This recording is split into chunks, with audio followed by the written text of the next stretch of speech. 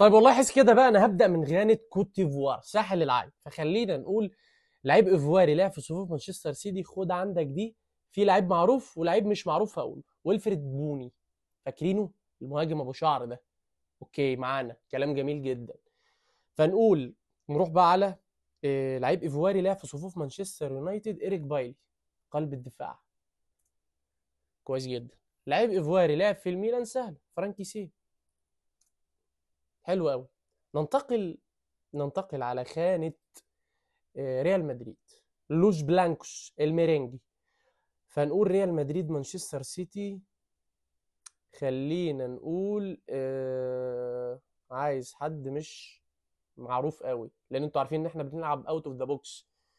فنقول ريال مدريد مانشستر سيتي. ممكن اقول مثلا، اقول مين؟ مش عارف. آه، لا اله الا الله، عايز اقول حد كده بره الدنيا. اديبايور يا عم، ايمانويل اديبايور، يلا. ريال مدريد مانشستر يونايتد.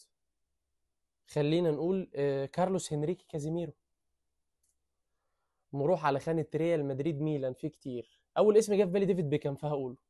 يلا مش مشكلة، ما شاء الله ديفيد بيكام عندنا ينفع في كله. طيب خلينا ريال مدريد ميلان زي ما احنا. طيب باريس سان جيرمان، اوكي. باريس سان جيرمان ميلان. خلينا نقول رونالدينيو جاوتشو. نرجع بقى بالذاكرة لورا شوية. باريس سان جيرمان يونايتد. والله اقول انخيل دي ماريا.